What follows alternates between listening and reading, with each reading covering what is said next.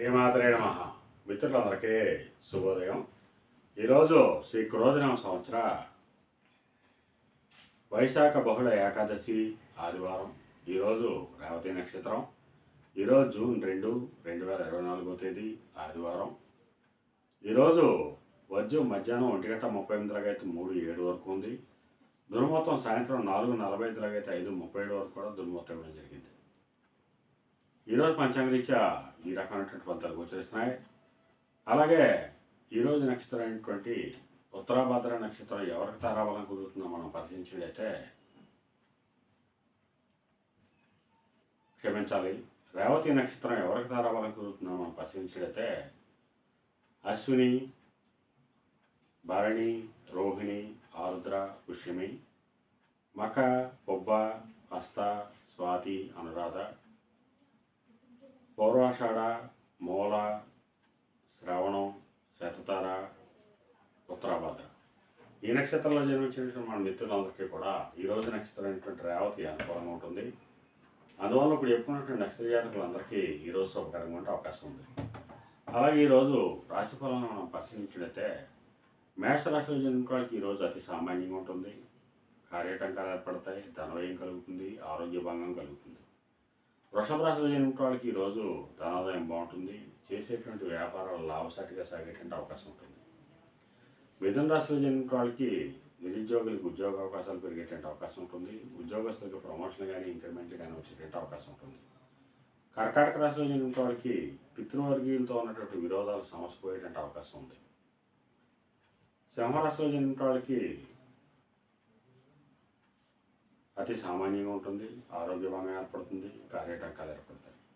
కన్యారాశిలో జన్మించిన వాళ్ళకి ఆరోగ్యం చేకూరుతుంది, ధనలాభం కలుగుతుంది, కలత్రపూర్వక ధనలాభం కలిగేటువంటి అవకాశం ఉంది. తులారాశిలో జన్మించిన వాళ్ళకి అంతర్గత బహిర్గత శత్రువుల వలన అనేక ఇబ్బందులు ఎదుర్కొనే అవకాశం ఉంది. అందువలన శత్రువుల పట్ల అప్రమత్తంగా ఉండవలసిందిగా శాస్త్రీయ తెలియజేయడం జరుగుతుంది. వృశ్చిక రాశిలో జన్మించిన వాళ్ళకి సంతానానికి సంబంధించిన శుభవార్తలు అంటారు. వారికి సంబంధించి తీసుకున్న నిర్ణయాలన్నీ కూడా ఈరోజు సఫలమయ్యేటువంటి అవకాశం ఉంది. ధనురాశిలో జన్మించిన వాళ్ళకి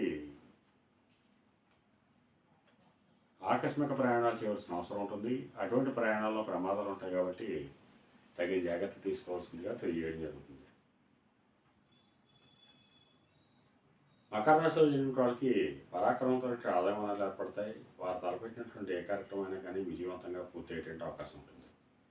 కుంభరాశిలో జన్మించిన వాళ్ళకి నూతన వ్యాపార భాగస్వామ్య ఒప్పందాలు కలిసి వచ్చేటువంటి అవకాశం ఉంది. ఆదాయ వనరులు పెరుగుతాయి. మీన రాశిలో జన్మించిన వాళ్ళకి ఆరోగ్యం చేకూరుతుంది, కొద్దిపాటి కార్యజయం కలుగుతుంది.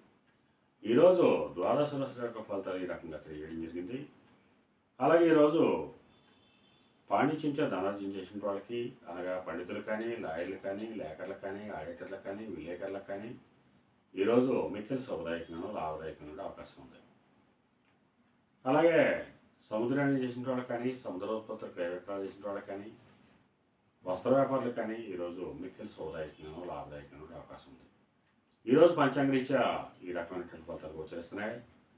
అలాగే ఈరోజు అదృష్ట సంఖ్యలుగా 5, 6, 8 తెలియజేయడం జరుగుతుంది. ఈ అదృష్ట సంఖ్యలు కలిగిన మన మిత్రులందరికీ కూడా ఈరోజు అంతా శుభకరంగా ఉండే అవకాశం ఉంది. అలాగే ఈరోజు లేత ఆకుపచ్చ వస్త్రాలు కానీ లేదా దావడ వస్త్రాలు కానీ ధరించినట్లయితే సర్వశుభాలు కలుగుతాయని చెప్పి శాస్త్రీయ తెలియజేయడం జరుగుతుంది. అలాగే ఈరోజు ఆదివారం, అందువలన ఆ సూర్య భగవాను ఆరాధించిన, స్వామిని అభిషేకించిన సర్వశుభాలు కలుగుతాయని చెప్పి శాస్త్రీయ తెలియజేయడం జరుగుతుంది.